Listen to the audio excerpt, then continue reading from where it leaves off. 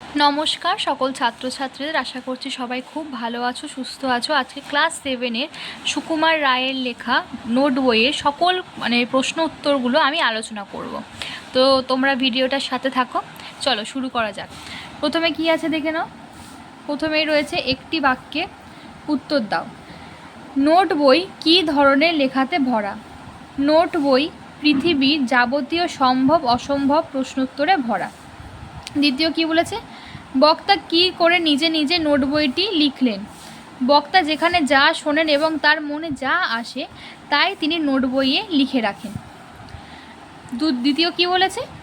চটপট, ছটছট, চটচট, ছটফট, কটকট এই শব্দগুলি কী ধরনের শব্দ? চটপট আর ছটফট এই দুটি শব্দ দিয়ে দুটি করে বাক্য লেখো। চটপট দিয়ে প্রথমে বলি, চটপট হাত মুখ ধুয়ে পড়তে বসো। ছটফট, এত ছটফট করলে চুল কাটতে অসুবিধা হবে। তোমরা তোমাদের নিজের মনের মতো করে লিখতে পারো, এগুলো বাক্য রচনা যেহেতু। নিচের বিশেষ্যগুলির আগে উপযুক্ত বিশেষণ বসাও। লণ্ঠন জ্বলন্ত, লঙ্কা তার আগে ঝাল, আঠা চটচটে। কি বলেছে? একই অর্থযুক্ত আরেকটি শব্দ কবিতা থেকে খুঁজে নিয়ে লেখো। পা ঠ্যাং, উত্তর জবাব, অস্থিরতার ভাব ছটফট, তীক্ষ্ণতা ঝাঁঝ। এবার দেখো বলেছে শূন্যস্থান পূরণ। কি আছে? বিশেষ্য থেকে বিশেষণ। আঠা আঠালো, এখানে দেখো এখানে আবার বিশেষ্যতে শূন্যস্থান আছে, বিশেষণটা দেওয়া আছে মানসিক, তো মন থেকে মানসিক হয়েছে। এবার দেখো নিচের প্রশ্নগুলির উত্তর নিজের ভাষায় দাও। ভালো কথা শুনি যেই চটপট লিখি তাই। বক্তা কোন কথা নোট বইয়ে লিখে রেখেছিলেন? বা তাহলে তোমরা নিশ্চয়ই কবিতাটি পড়েছো, কবিতাটা কিন্তু খুব ভালো করে পড়তে হবে। তো এখানে দেখো লেখাই আমি লিখেই দিয়েছি। আঠা লাগলে আঙুল কেন চটচট করে? কাতুকুতু,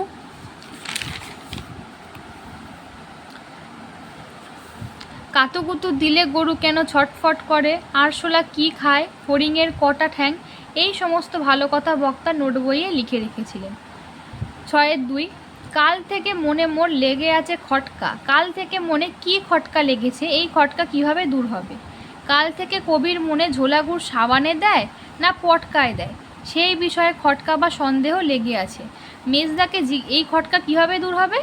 মেজদাকে জিজ্ঞাসা করে উত্তর জেনে নিলে কবির মনে সেই খটকা দূর হবে।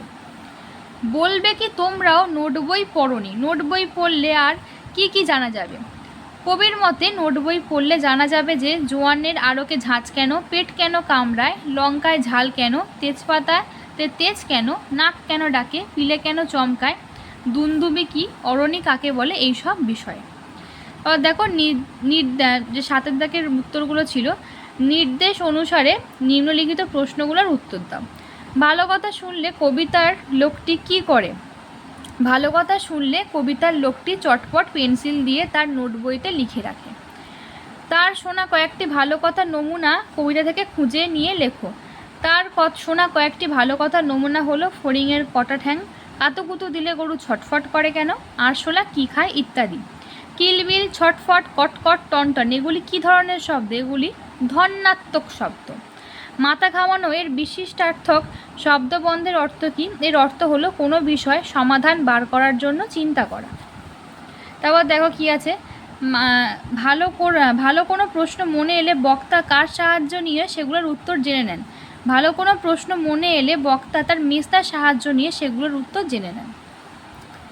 এবার দেখো, মানুষের কাছে নোট বই থাকাকে তুমি জরুরি বলে মনে করো? হ্যাঁ, কাজের প্রয়োজনে মানুষের কাছে একটা নোট বই থাকলে আমি জরুরি মনে করি। তুমি যদি নোট বই কাছে রাখো তাতে কী ধরনের তথ্য লিখে রাখবে? আমি নোট বই কাছে রাখলে তাতে আমার জানা অজানা কোনো নতুন তথ্য লিখে রাখবো যা পরে কোনো সময় কাজে লাগতে পারে। জোয়ান শব্দটিকে দুটি অর্থে ব্যবহার করে আলাদা বাক্য লেখো। জোয়ান, খাওয়ার পরে জোয়ান, খাওয়া ভালো। আর তারপরে আছে দেখো, জোয়ান ছেলের কাজকর্ম ছেড়ে ঘরে বসে থাকা ঠিক না বা উচিত নয়। তোমরা নিজেদের মতো এটা করতে পারো, বাক্য গঠন করতে পারো। আগাগোড়া এমন বিপরীতার্থক শব্দের সমাবেশ তৈরি করে 5টি শব্দ লেখো। আগে পিছে, কম বেশি, দিন রাত, যাওয়া আসা, আগে পরে। কবিতাটিতে কোন কোন পতঙ্গের উল্লেখ করা হয়েছে? কবিতাটিতে ফড়িং ও আরশোলার উল্লেখ রয়েছে। কবিতায় উত্থাপিত কোন কোন প্রশ্নের উত্তর তুমি জানো? কবিতায় উত্থাপিত ফড়িংয়ের কটা ঠ্যাং, দুন্ধুবি কি এবং অরণি কাকে বলে তা আমি জানি। কোন প্রশ্নগুলো পড়ে তুমি কবিতাটিতে তোমার কবির খেয়ালি মনের কল্পনা বলে মনে হয়েছে? কাতুকুতু খেলে গরু ছটফট করে কেন? ঝোলা গুড় সাবানে না পটকায় দেয়? পিলে কেন চমকায়? ইত্যাদি প্রশ্নগুলিকে আমার কবির খেয়ালি মনের কল্পনা বলে মনে হয়েছে। তারপর কি বলেছে? নিচের শব্দগুলোর গদ্যরূপ লেখো। তার, মোর, তেজপাতে। তার কি? তাহাতে। মোর মানে আমার, তেজপাতে তেজপাতা। এবার বলেছে 9 দাগের বিশেষ্যগুলিকে বিশেষণে আর বিশেষণগুলিকে বিশেষ্যতে বদলে লেখো। মন মানসিক, চটচট চটচটে, জবাব জবাবি, পেটুক পেট, আঠা আঠালো।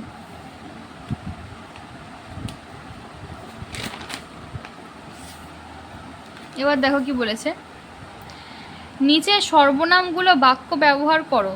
এ দেখো আমি আজ স্কুলে যাব না।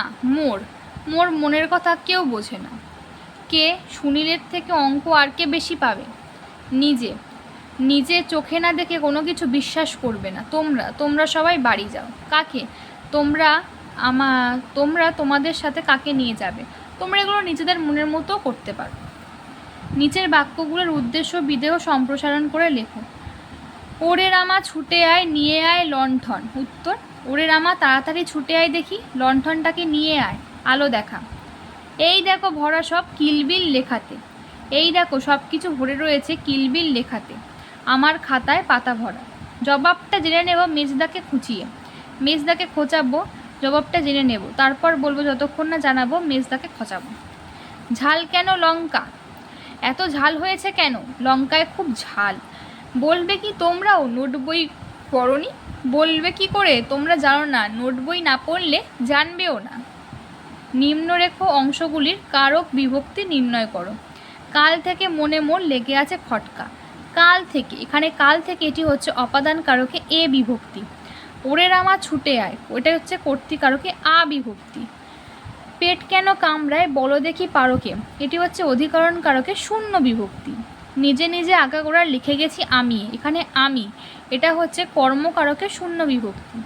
এই বেলা প্রশ্নটা লিখে রাখি গুছিয়ে, অধিকরণ কারকে শূন্য বিভক্তি। তো এই সমস্ত কোশ্চেনের যে সমস্ত প্রশ্ন ছিল তার উত্তর এখানে আলোচনা করা হলো সমস্তটাই। আশা করছি তোমরা ভিডিওটা থেকে উপকৃত হবে। আর এইরকম আরও অনেক ভিডিও আসতে চলেছে, তোমরা ভিডিওটির সাথে থেকো আর আমাদের চ্যানেলটিকে সাবস্ক্রাইব করো। Thank you.